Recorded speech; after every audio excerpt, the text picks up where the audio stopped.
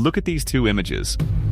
One has pale skin, blue eyes, straight hair flowing down like he just left a hair salon in Rome. The other has dark brown skin, coiled hair, features carved by desert sun. Now tell me, which one actually looks like a man born in the Middle East, raised in a village, working with his hands under brutal heat every single day? That question alone should keep you up at night. Jesus was born in Bethlehem, a town sitting right between Egypt and the Arabian Peninsula. The same geography where people have had dark skin for thousands of years. Not because of anything spiritual, just biology, just sun, just bloodline. The land itself tells you what the people looked like. His mother Mary was from Nazareth. Archaeologists have excavated that town. They found the remains, the artifacts, the DNA evidence of its people. Semitic people. Afro-Asiatic people. People whose ancestral roots came directly out of Africa. Now here's where it gets real fast. Jesus was just weeks old when his family had to run for their lives. King Herod wanted him dead, so Joseph grabbed Mary, grabbed the baby, and they fled in the middle of the night. You know where they went? Egypt. Not Greece. Not Rome. Not anywhere cold. They ran straight into Africa and hid there until Herod died. You don't survive as a fugitive by looking completely different from every person on the street. They survived because they fit. Because they looked like the Egyptian people surrounding them. That's basic logic. That's survival. And the ancient records confirm it happened exactly that way. Now the book of Revelation gives a physical description of Jesus, an actual, specific, detailed description of what this man looked like. And it says his feet were like brass burned in a furnace. Brass, burned, that's not beige. That's not a warm tan.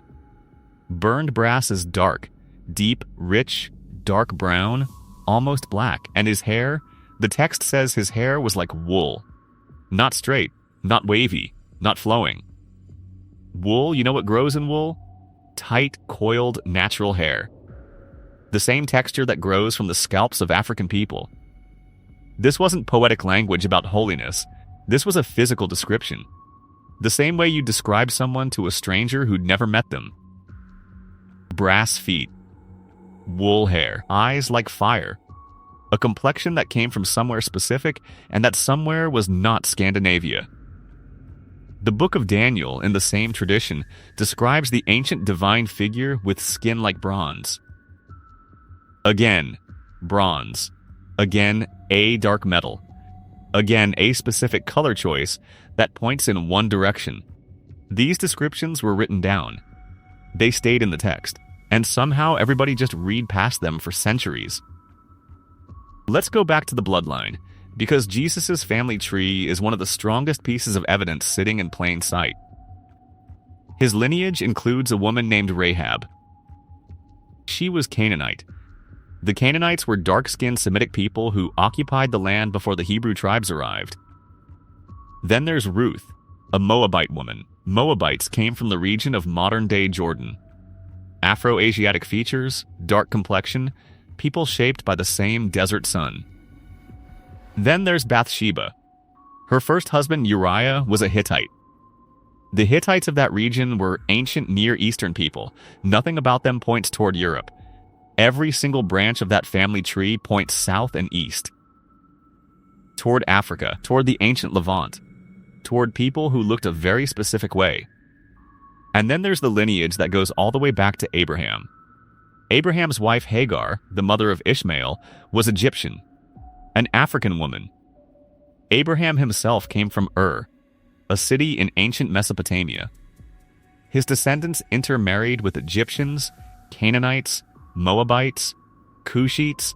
By the time you get to Jesus, this bloodline had been mixing with African and Afro-Asiatic people for generations. Now here's something that should stop you cold. When Jesus was 12 years old, his family traveled to Jerusalem for a festival. On the way home, his parents walked a full day before realizing he wasn't with them. They turned around, went back to the city, and spent 3 days searching before they found him in the temple, sitting with the elders, having deep conversations. 3 days in a city full of people, and nobody came to his parents and said, "Are you looking for that kid who looks completely different from everyone here?" Nobody flagged him as unusual. Nobody noticed a child who stood out. He was invisible in that crowd because he belonged in that crowd. He looked like every other kid in Jerusalem. Same skin, same hair, same face. The Roman authorities needed someone to identify him in a crowd. That's why they paid Judas 30 pieces of silver to walk up and specifically point out which person was Jesus. In a group of people. With a kiss. You need a paid informant with insider access when the target looks like everybody else. If Jesus looked like the paintings, tall, glowing, pale, with auburn hair flowing past his shoulders, you could spot him from across a marketplace. You would not need to pay someone to walk up and kiss him so the soldiers knew which one to grab. The fact that they needed Judas proves he blended in, completely, seamlessly, because he was one of them. Let's go deeper into the Egyptian connection, because this is where history gets bold.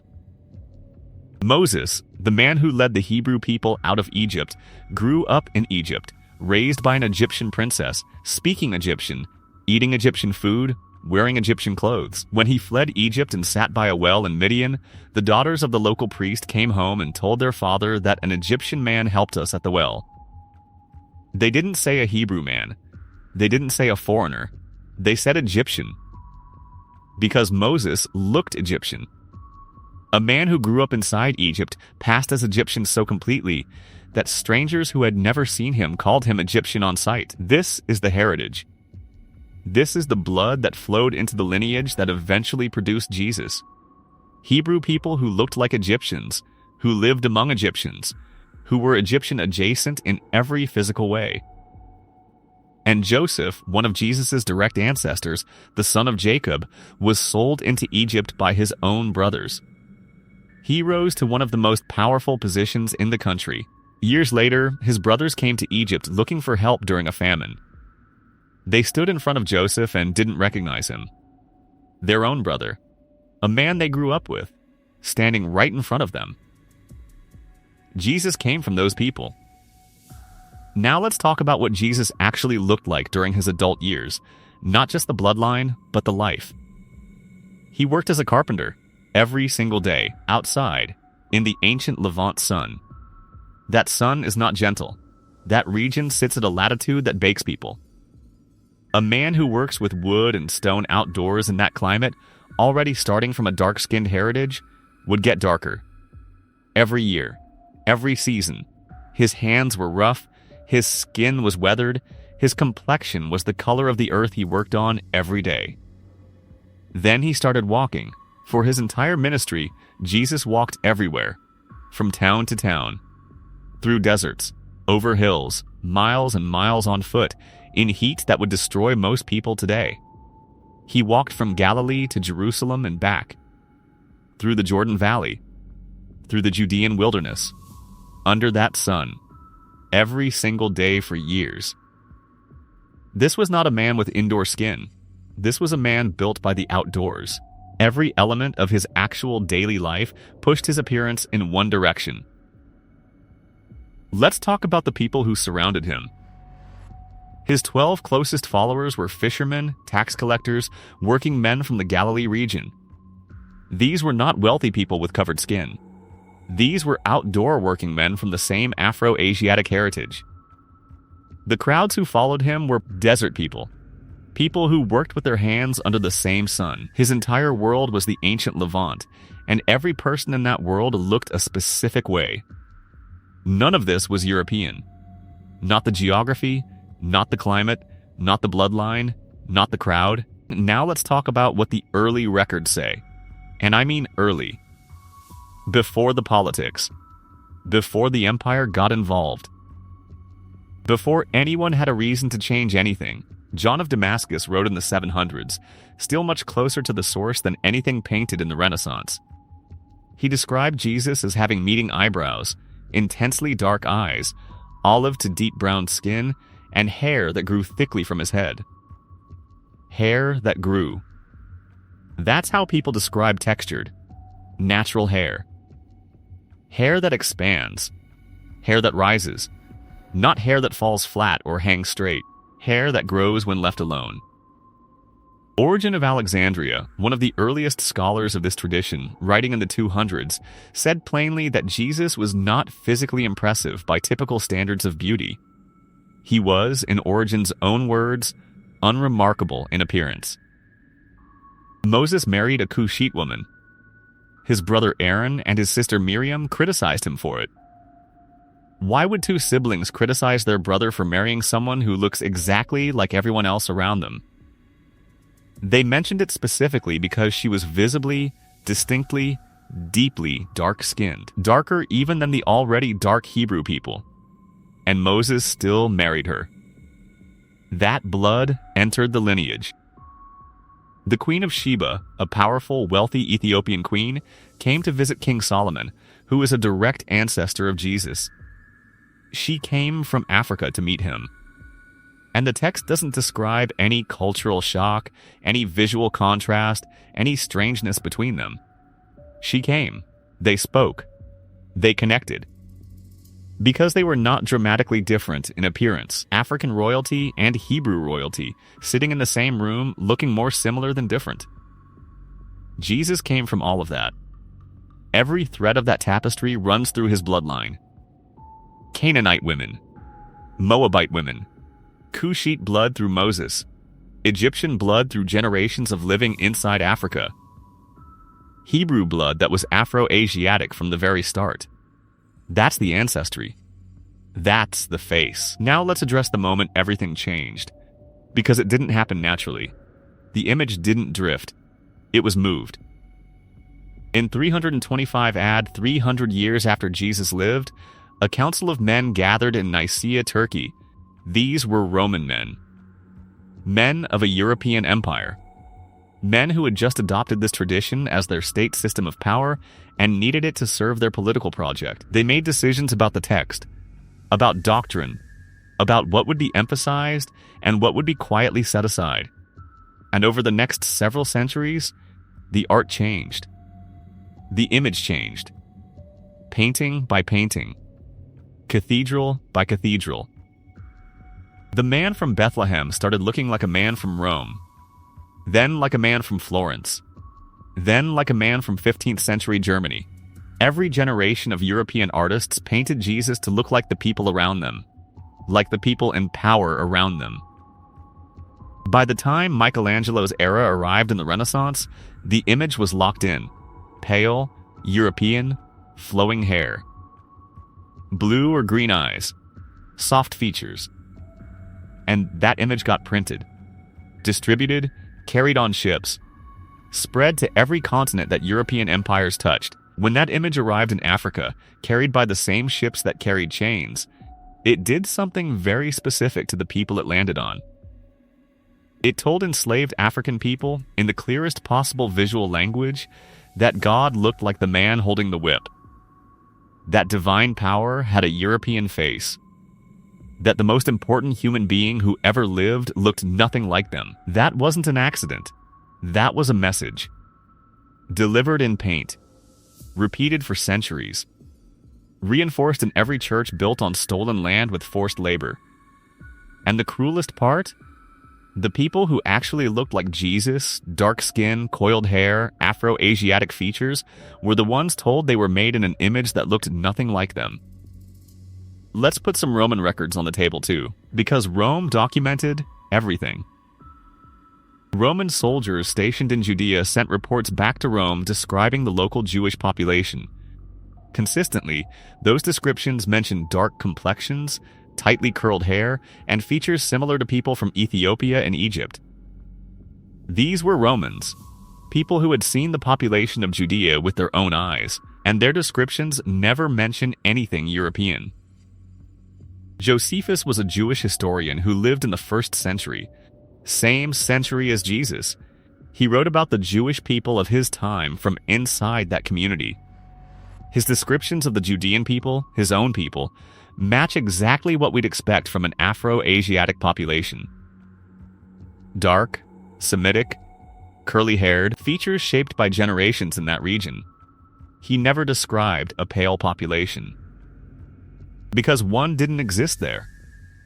And the name itself, even the name was changed. His actual name was given to him in Aramaic, a Semitic language related to Arabic.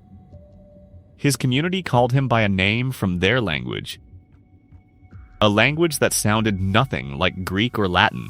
When Greek writers translated his story, the name became Isis. Latin writers adjusted it again.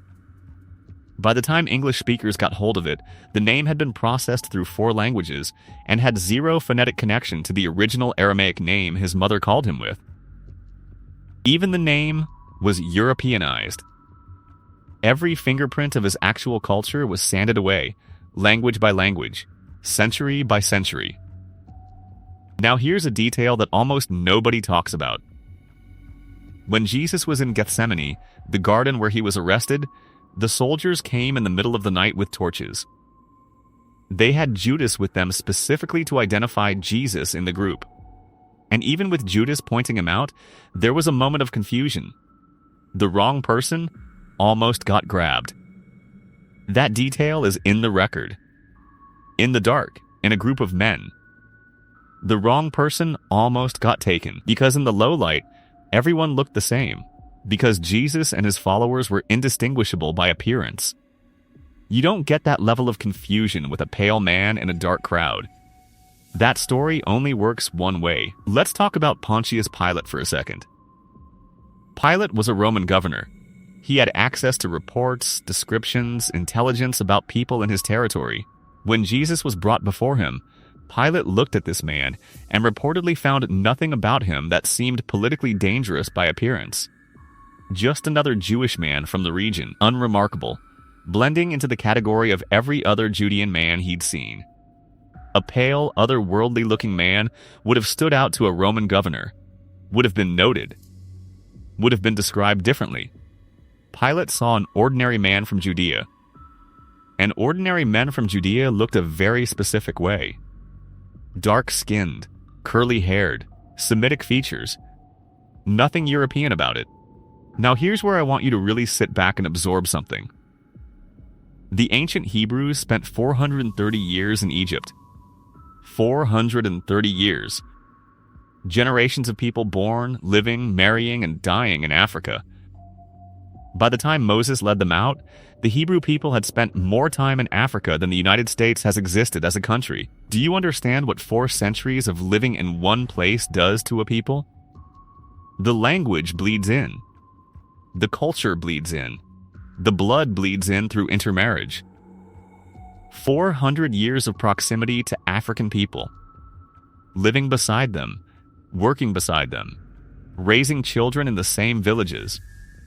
When they finally left Egypt, these Hebrew people carried Africa with them. In their faces, in their dina, in their features, in their hair. Jesus descended from those people. 430 years of Africa was in his blood before you even get to the Canaanite women, the Moabite women, the Cushite connection through Moses. Stack all of that together, and you have a man whose entire genetic heritage points in one direction. And it's not toward Europe. There's one more thing. The Book of Lamentations, written during a period of deep suffering for the Hebrew people, describes their appearance with a specific verse. It says their faces have become darker than coal. The writer was describing his own people, using coal as the reference point for skin color. That's not a metaphor about grief. That's an observation about what these people looked like when they were suffering. If your baseline complexion is already dark, extreme circumstances make you look even darker. The writer noticed because it was their normal, rich, dark brown skin getting deeper under duress. These weren't strangers talking about some other group. This was a Hebrew writer talking about Hebrew people, saying their faces looked darker than coal. That's the population. That's the color. That's the heritage Jesus came from. And then, after all of this evidence, after the wool hair in Revelation, after the brass feet in Revelation, after the bronze skin in Daniel, after the flight to Egypt, after Judas needing to point him out in a crowd, after 3 days lost in Jerusalem without anyone flagging him as unusual, After 400 years of Hebrew people living inside Africa, after every Roman report describing dark Judeans, after the oldest paintings in Rome showing a brown man, after the Ethiopian church never changing the image, after all of that, someone sat down in a studio in Renaissance Europe and painted this man white, and the whole world just accepted it. They put that painting in every church, printed it in every book, sent it across every ocean, built it into stained glass windows where light would pour through and make it glow, made it impossible to picture anything else when you heard the name. And for the people who already looked like him, whose features, whose skin, whose hair matched every single ancient description, they were handed that painting and told, "This is what God looks like. This is holiness. This is power. This face. This skin. This hair. Not yours." That was deliberate. That was calculated. And it worked for centuries. The man described in ancient records had feet like burned brass, hair like wool, skin bronzed by blood and sun, and thousands of years of African-adjacent heritage. He hid in Africa as an infant. He blended into crowds of dark-skinned Levantine people so completely that paid informants were needed to find him. His lineage runs through Canaanite, Moabite, Cushite, and Egyptian bloodlines. The people who surrounded him were described by Romans as dark-complexioned with curly hair. The oldest images of him, painted by people closest to his actual time, show a brown-skinned man. Every piece of evidence points the same direction. So here's what I need you to think about. They had the descriptions in the text the whole time. They had the geographical evidence. They had the bloodline. They had Roman records. They had the earliest paintings. They had 400 years of Hebrew people living in Africa. They had wool hair written down in black and white. And they still put a European face on him. They changed his name from Aramaic to Greek to Latin to English. They changed his image from dark to pale. They changed his location of origin from a culture connected to Africa to something that looked comfortable hanging in a European castle. They changed every cultural marker that connected him to the people he actually came from. So I'll leave you with exactly this. If they were willing to change his face, the most visible, personal, undeniable thing about a human being, what else did they change? And more importantly, why did they need you to believe he was one of them instead of one of us?